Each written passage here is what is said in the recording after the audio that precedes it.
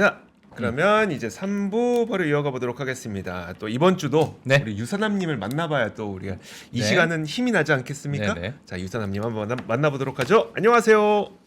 네, 안녕하십니까. 네, 네, 안녕하십니까. 자, 그 미국은 크리스마스 분위기 어떻습니까?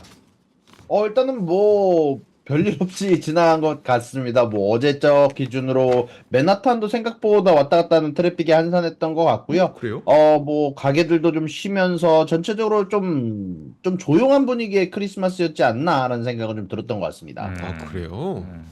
제가 그 주말 사이에 스타필드 하남을 갔다 왔는데 예. 보통 30분 거리예요. 20분? 20분 30분 거리예요. 4시간 걸렸습니다. 사람이 너무 많아서. 가는데 진짜 어마어마하게 와. 밀렸는데 생각보다 미국은 또 그냥 가족들하고 집에서 보내요. 예. 저도 가족하고 스타필드 하나만 가긴 했지만 어쨌든 예, 알겠습니다. 자, 좋습니다. 이번 주도 주요 스케줄들을 한번 살펴볼게요. 네, 일단 주요 스케줄 먼저 짚고 넘어가 보도록 하겠습니다. 일단 오늘 같은 경우는요, 케이스실러지수에서 발표하는 주택가격 지수가 나오게 되게 되고요. 그리고 2년물에 대한 국채 입찰이 나오게 되게 됩니다. 그리고 수요일 날 같은 경우는 5년물 국채 입찰, 서기협회의 주간 원유 재고, 그리고 목요일 날은 실업수당 청구 건수와 잠정 주택 매매와 원유 재고, 그리고 7년물 국채 입찰이 나오게 되게 되고요. 그리고 금요일 날 같은 경우는 시카고 금융관리자 지수와 베이커 휴즈 굴착 장비 수, 원유 시추수가 나오게 되게 되고요. 토요일 날에는 중국에서 발표하는 제조업 구매관리자 지수와 비제조업 구매관리자 지수가 나오게 되게 됩니다. 네, 알겠습니다. 네, 자 원유 재고에 대한 뭐 또 구매자 관리 지수, 자 이번 주에 뭐 이런 부분 정도 좀 체크를 해주시면 될 것 같고요. 자 다음 뉴스로 바로 넘어가도록 하겠습니다. 중국의 니오 4세대 배터리 교체소 내년 4월 첫 선을 보인다라는 뉴스가 나왔는데 이 부분에 대해서 설명 좀 부탁드리겠습니다. 정확히는 어제 니오데이라고 해서요. 니오가 여러 가지 정책을 발표하는 부분들이 좀 있었는데요. 일단 어제 기준으로 니오가 4세대 배터리 교체소를 내년 4월에 첫 선을 보일 것이다 라고 얘기를 했고요. 이것보다 더 재미나게 중요한 점은 파나메라보다 한 세대 앞서 있는 좀 전기차를 공개를 했습니다. 일단 가격이 80만 원, 약 1억 5천만 원에 해당하는 세단으로 될 것으로 알고 있고요. 고급형 크로스오버 유틸리티 차량 ET9을 공개를 했는데요. 2025년 고객 인도를 시작하게 될 거다라고 얘기가 나오고 있고요. 이 소식이 나온 이후에 니오의 주가가 상승하고 있는 모습이 나오고 있다라고 얘기가 나오고 있습니다. 아니 파나메라라고 하면은 포르쉐에서 나오는 전기차 아니에요? 전기차가 아니라 포르쉐 자동차죠? 네, 맞습니다. 일단 독일에서 나오는 최고급 차량인데 그것보다 앞서 있는 차량이다라고 니오의 창업자가 니오데이에서 발표를 하게 됐습니다. 이야 마이바흐랑 파나메라를 파나메라를. 앞서는 야 너무 제가 기대가 되네. 도대체 네. 어떻게 만들었길래? 일단 알겠습니다.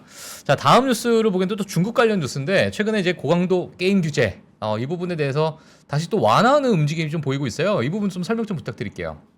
근데 사실 최근 관련해서 중국이 거의 모든 게임에 포함되어 있는 정책들에 관련해서 사행성을 조장한다라는 이유로 대부분의 게임 규제를 이미 예고를 한 바 있는데요. 그의 이후에 이제 최고적으로 최근에 나오고 있는 여러 주가의 하락, 네지즈라든지 아니면 후야, 텐센트의 하락이 조금 어느 정도 압박이 되는지 이번에 105개의 게임을 승인을 하게 되면서 우리는 여전히 게임 업계에 대해서 여러모로 서포트를 하고 있다라는 소식을 발표를 하게 됐습니다. 네 알겠습니다. 자 다음 우리나라도 되게 네. 뜨거운 이슈라서 그렇죠. 지금 전 세계적으로 참 예 그렇습니다. 중국에 대한 게임 수요가 워낙 많으니까 근데 이게 나라에서 이제 사행성을 조장한다고 해가지고 막아버리니 네. 모르겠어요. 그래놓고 그 얼마 전에 롤드컵이었었나요? 중국 중국에서는- 프로 게이머들은 엄청 많아요 또. 또 어제 걔네들은 이제 칼을 사고 팔고 하지 않나 보죠. 그렇게 안 하고. 칼을 사고 팔면 이제 그건 안 되는 거예요. 그쵸, 사행성. 예. 알겠습니다.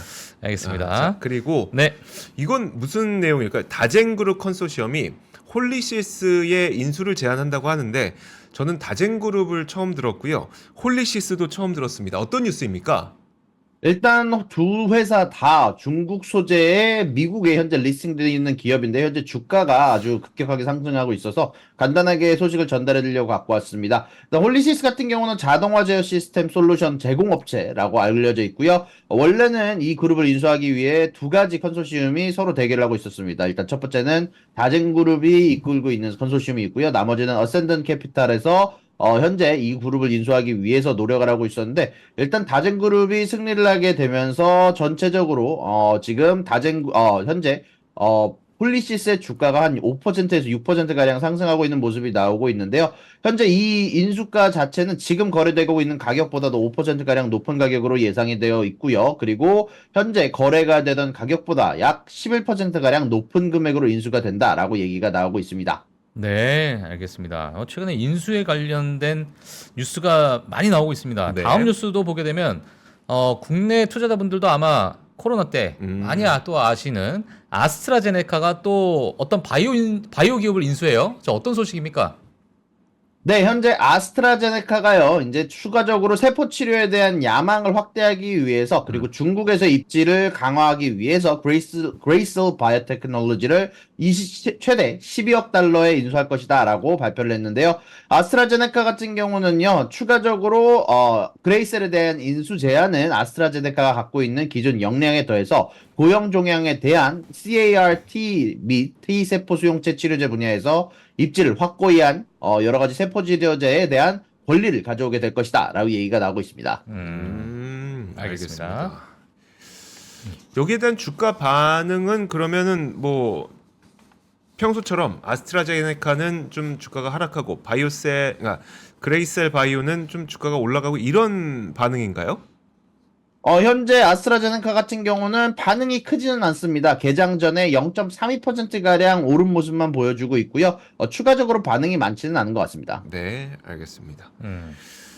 자, 다음 뉴스. 자, 브라질이 금리 인하를 했네요. 자, 요 소식도 좀 부탁드리겠습니다.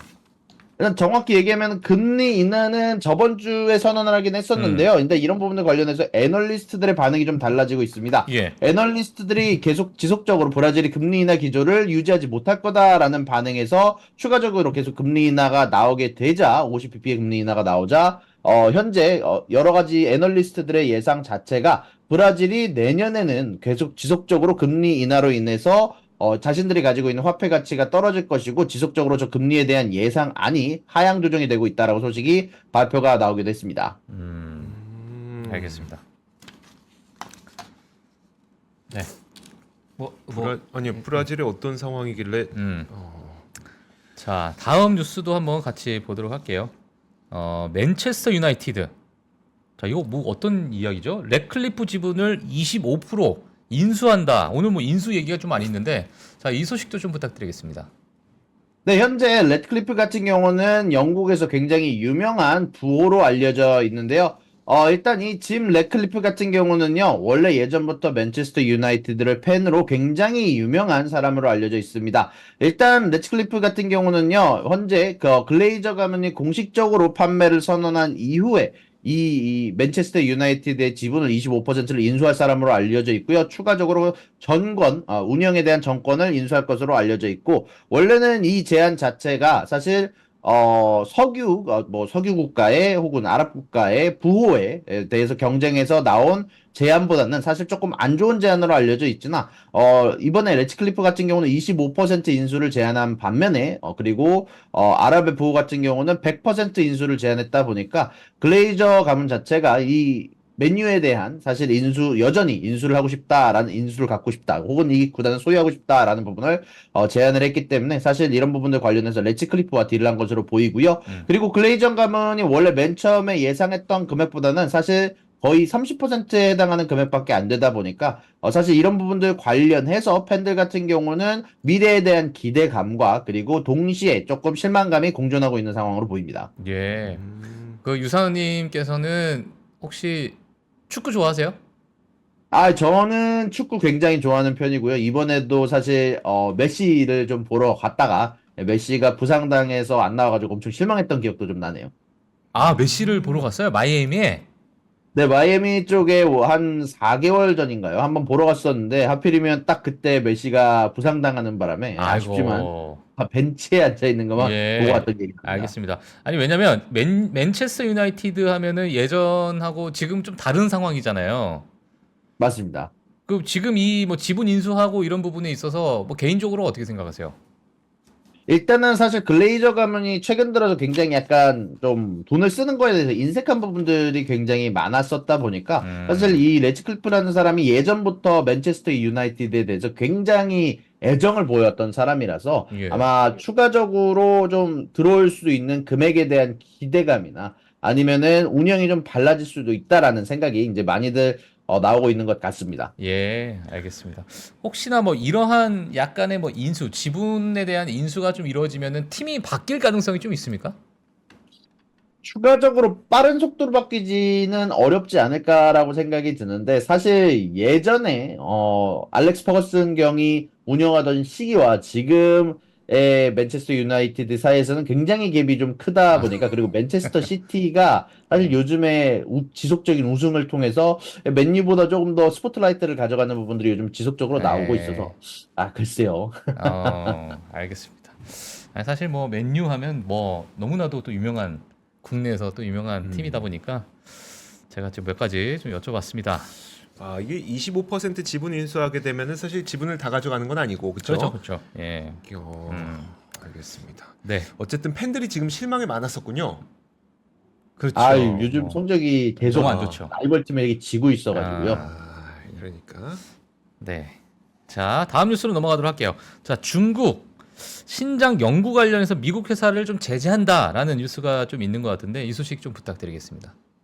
네, 최근 중국과 미국 관련 기류가 조금 애매해지고 있는 가운데 안에서 중국 쪽에서 추가적으로 미국 회사에 대한 제재를 발표를 했습니다. 일단 카론이 가지고 있는 모든 자산에 대해서 동결을 발표한다라고 얘기를 했고요. 추가적으로 이 카론이라는 회사의 조사 책임자인 에드먼드 수와 니콜 모그렛도 중국 입국이 금지되었고 중국 내 모든 자산이 동결이 되기도 했습니다. 그리고 중국 기업들은 이 카론과 수 혹은 모그렛과 협력하는 것도 금지가 되어 있고요.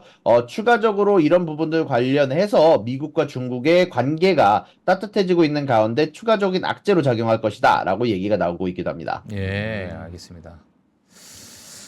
네, 자 일단 중국과 미국에 관련된 그러한 뉴스였던 것 같습니다. 그리고 자, 예. 삼성 반도체. 자, 미국 공장 양산이 2025년으로 좀 미뤄지게 되는 건가요? 네, 맞습니다. 사실 이런 부분들 관련해서 바이든의 기대감이 많이 쌓여 있었는데요. 바이든이 칩 액트라는 새롭게 내놓은 법안으로 추가적으로 반도체에 대한 투자를 약속하고 거기에 대한 결과를 사실 내년 대선 전에 나오는 것으로 예상을 하고 있던 상황이었는데요.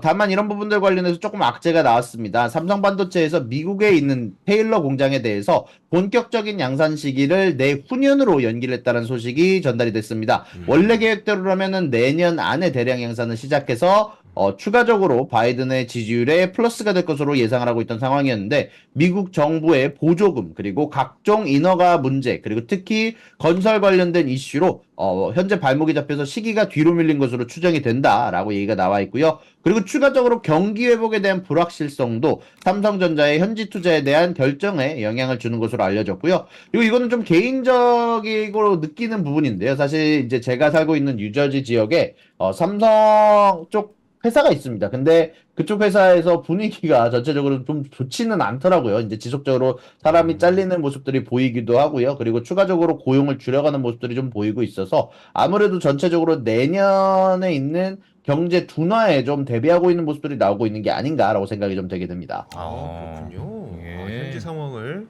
설명을 해주셨어요. 음. 어허. 자, 그래서 양산은 2025년으로 좀 뒤로 밀렸다라는 이야기를 들어봤고요. 자, 그리고 자, 마운트 곡스가 비트코인을 매각했다는데 이거 어떤 소식입니까? 네, 현재 마운트복스 같은 경우는요, 원래 비트코인 관련해서 자신의 해킹당해가지고 이런 부분들 관련해서 거래소에 묶여있던 비트코인들이 있었는데요. 이런 부분들에 대한 현금을 보상하기 시작을 했다라고 얘기가 나오고 있습니다. 이제 마운트복스가 파산한 이후에 이런 부분들 관련해서 자금을 지급받지 못했던 사람들에게 2021일 12월 21일부터 보상금을 지급받았다라는 자신들의 리뷰들이 나오기 시작을 하면서 추가적으로 페이팔을 통해서 사용자들에게 일본 엔화로 반환금을 나오고 있다라고 소식이 나오고 있고요.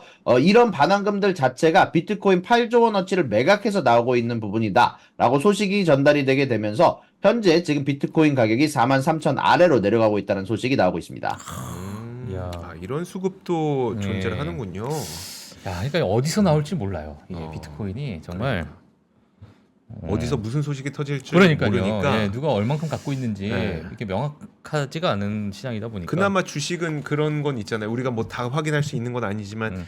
예정된 매도 물량이 이제 특히 뭐 CEO 매도 물량이라든지 이런 것들은 또 이제 미리 공시가 나오는 것들도 있어서 참 예.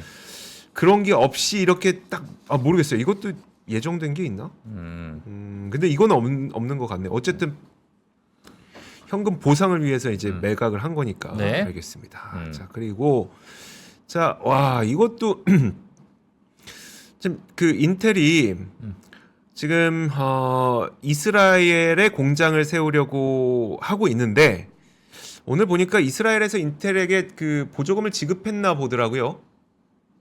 네, 맞습니다. 인텔 같은 경우 이스라엘 정부로부터 추가적으로 32억 달러에 대한 보조금을 확보를 했는데요.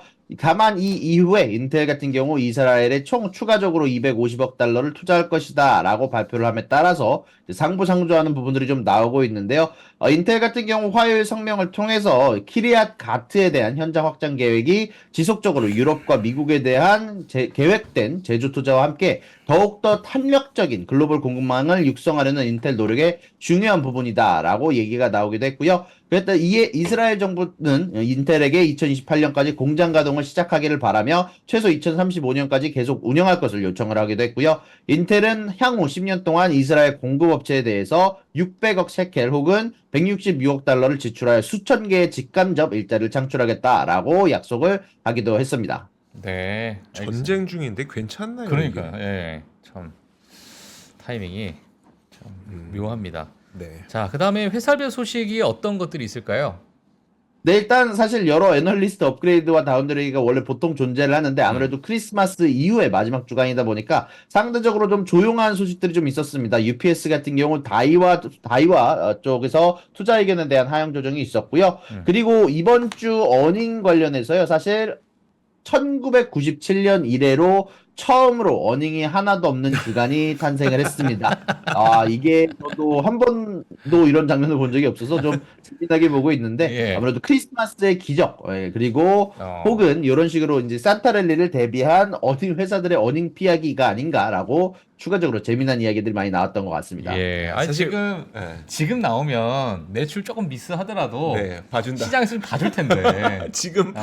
한 개 내놓으면 이건 봐줍니다. 예, 진짜. 그냥 봐줄 것 같아. 그러니까요. 어닝 조금 미스했습니다. 야, 괜찮아. 산타 있잖아. 이럴 때 우리가 어닝 발표합니다. 예. 1997년이래 한 번도 이런 일이 없었는데 예. 역사적인 순간이네요. 역사적인 또. 순간이네요, 진짜. 오. 사실 우리나라에서는 이해가 안 되죠. 왜냐면 우리나라는 이제 회계 연도가 거의 비슷하다 보니까 예. 거의 일정 기간에 딱 그 실적 발표가 몰려 있고. 음. 근데 미국은 워낙 회계 연도가 다 제각각이라 예. 이런 일이 없는데 진짜 단 한 개의 기업도 예. 실적 발표가 존재하지 않는 자, 재밌네요. 역사적인 한 주간이 이번 주가 됐습니다. 자, 좋습니다. 자, 유선남님 혹시 뭐 다 전해 주셨나요? 네, 오늘 뉴스 다 전달해 드렸습니다. 네, 알겠습니다. 자, 그 미국도 요즘 연말 분위기가 물씬 풍기고 있죠? 연말 분위기는 풀리고 있는데 전체적으로 노동시장 관련해서는 주변에서 좀 홍풍이 아닌 소식들이 나오고 있어서 아까 말씀드렸다시피 삼성 관련해서도 이제 추가적인 악재가 들리고 있고 뭐 일단 보너스에 관련된 기대감들이 많이 줄어가고 있는 것 같아요. 이제 내년 초쯤에 이제 발급될 보너스 관련해서 다들 조금 안 좋은 소식들이 있지 않을까라는 생각들이 좀 들게 됩니다. 알겠습니다. 알겠습니다. 예. 자, 이렇게 저희가 유선남님과 함께하는 미국 증시 개장 상황 네. 한번 살펴봤습니다. 자, 오늘도 말씀 고맙습니다. 내일 뵐게요. 수고하셨습니다. 네, 감사합니다. 고맙습니다. 외환위기 오는 거 아니에요? 금융위기 오는 거 아니에요? 이런 질문들을 좀 굉장히 많이 받았었습니다. 탐욕이 되게 강했을 때 위험자산으로서의 극단적인 쏠림이 나타나고 공포감이 극에 달했을 때 안전자산으로서의 극단적인 쏠림이 나타나거든요. 과거의 일이 미래에 똑같이 일어난다 이건 아니지만 그때 당시에 위기 상황에서는 어떤 공통점들이 있었는지를 보면서 우리가 대비를 하는 방법도 고민해 볼 수 있고요. 과거를 제대로 이해하는 순간 위기의 실체가 드러납니다. 오건영의 현실 경제 이야기를 서점에서 만나보세요.